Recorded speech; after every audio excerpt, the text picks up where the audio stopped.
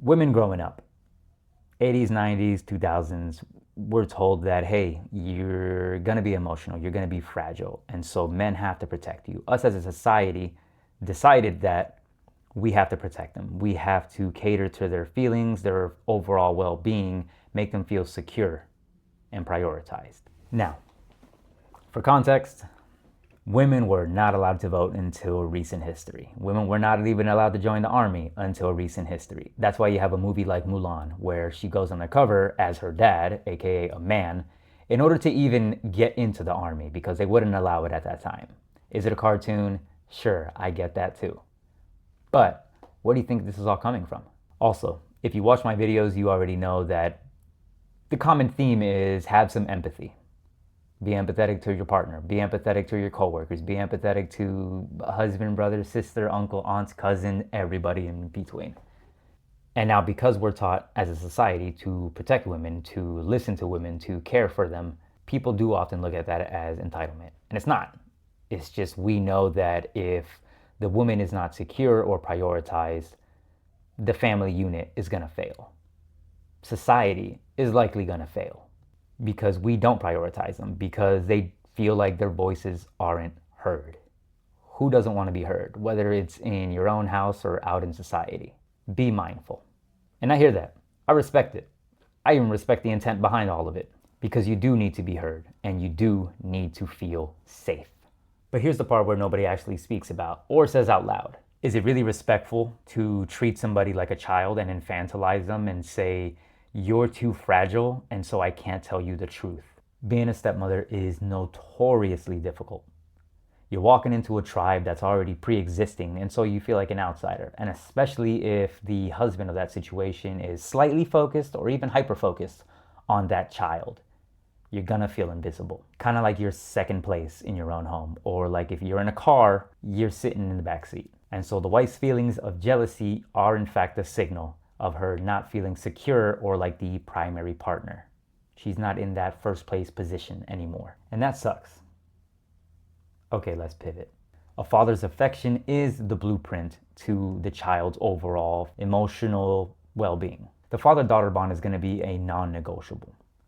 That is going to be the blueprint of how her outlook is on future relationships, and that she may even carry into her marriage in the future. And so by asking him to turn off that light or even just dim that light, the wife isn't just asking for more attention. She's asking him to neglect the child's development to soothe her own ego. Now, a man's love is never going to be a pie or a pizza for that matter, meaning giving the daughter a hug doesn't take away a hug from the wife. But by framing it that way, the wife's automatically creating a toxic hierarchy in that the child must lose in order for the adult to win. Which, believe it or not, this happens all too much where husbands do fall into the catering trap. So if the husband does cater to the wife's request in this situation, he's not solving the jealousy, he's rewarding it.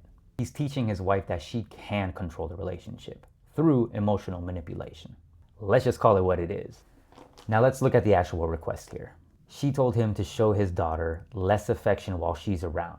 Let's think about the gravity of that for a second. I still do understand that being a step-parent is a minefield. It's hard to feel like you're the new person in the house. But here's where we gotta stop looking at the feelings and look more so into the function. If a man stops showing his daughter affection to calm his wife or to please his wife, you already failed as a father. Period. And by asking for this, the wife is not even asking for love and affection for herself. She's asking for dominance. What she's actually asking underneath the actual request is, my insecurity is way more important than your daughter's security. And if the husband gives in, guess what? It leads to you not being a good husband, because now you ain't leading. You're letting her lead you. When I say weak, you say. Because a real leader does understand that to build a strong marriage, you don't break down a child's foundation or destroy a child's foundation. At the end of the day, it's a false sense of peace. You saved yourself for one night to calm your wife down. But what you also did is plant a seed of resentment overall in your daughter's brain. And who knows, it may even last a lifetime. She may feel the same jealousy towards her kids now, all because growing up, my dad didn't show me any love or affection. And so when I see my future husband show that love and affection that I personally didn't get growing up because of stepmom or whoever, Well, now I'm going to be projecting that anger onto my own kids. Or who knows, maybe I'm in a blended family too, and now I'm looking at my stepkids like, why do they get to sit in the front seat? Hey, bro, but you do you. Look, at the end of the day, we got to ask ourselves, what kind of men are we producing here in society? What kind of men are we shoving out into the real world when we're telling them, treat these adult insecurities as a primary objective at the expense of your own children? I also do see it as a disservice for women because we're teaching you that you may not be equal to us, but we're trying to bring you up to this equal level. But at the same time, you could be in your 30s, 40s, and 50s, and we'll still make you feel like, oh, but you're too fragile. You're too fragile. We have to almost infantilize you. We have to treat you like children, which specifically sucks for this situation because what kind of environment are we creating when we tell women that your feelings are so fragile that a hug from a daughter is a threat or a sign of a threat? I think we're better than that.